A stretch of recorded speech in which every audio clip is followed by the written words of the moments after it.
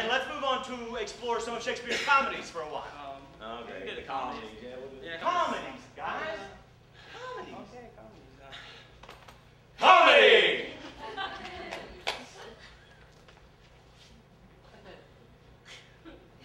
Now, when it comes to the comedy, Shakespeare was a genius at borrowing and adapting plot devices from various theatrical traditions. These traditions included the Roman plays of Plautus and Terence, as well as Ovid's Metamorphoses, which are hysterically funny. Not! and as well as the Italian traditions of Commedia dell'arte. Yeah, basically Shakespeare stole everything he ever wrote. Whoa, now, stole's a little strong. I'd say distilled, man. Well, he distilled the 3 or 4 funniest gimmicks of his time and milked them into 16 plays. You see, essentially Shakespeare was a formula writer. Yeah. Once he found a device that worked, he used it over and over again.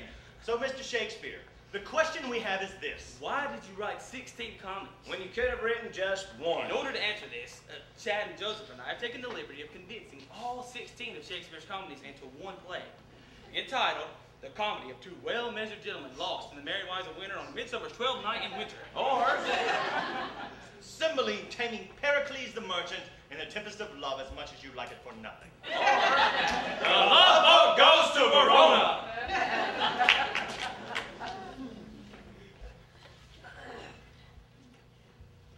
Comedy. Comedy. Act 1. A Spanish duke swears an oath of celibacy and turns the rule of his kingdom over to a sadistic and tyrannical twin brother. He learns some fantastic feats of magic and then sets sail for the golden age of Greece, along with his daughters. 3 lovely and virginal sets of identical twins. While rounding the hill of Italy, the duke's ship is caught in a terrible tempest, which in its fury casts the duke upon a desert island, along with the loveliest and most virginal of his daughters. This innocent vision of loveliness stumbles into a dark cave where she is molested by an inhuman green monster who symbolizes the extreme right wing of the Republican Party. Act 2. The long-lost children of the Duke's brother, also coincidentally 3 sets of identical twins, arrived in Italy. Though still possessed of an inner nobility, they're destitute, penniless, ragged, flea-infested shadows of the men they once were, who, in the utmost extremity, are forced to borrow money from an old Jew, who deceives them into putting down their brains as collateral on the loan. Meanwhile, the 6 brothers fall in love with 6 Italian sisters, 3 of whom are contentious, sharp-tongued little shrews, while the other 3 are submissive, air-headed little bimbos. Act 3.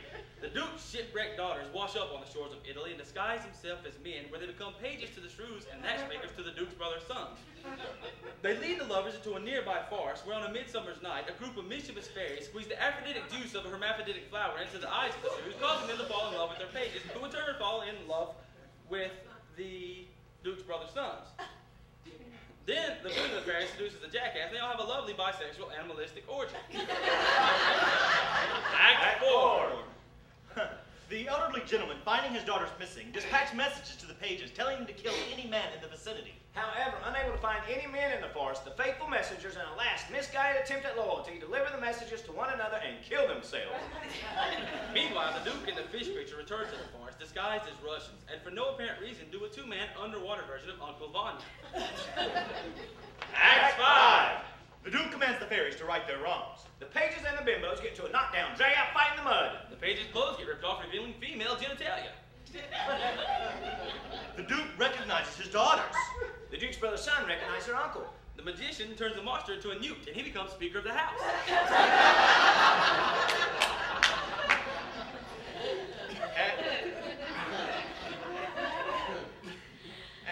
And they all get married and go out to dinner. Except for a minor character in Act 2 who gets eaten by a bear, and the duke's brother's son, who, unable to pay back the loan to the old Jew, give themselves lobotomies. And they all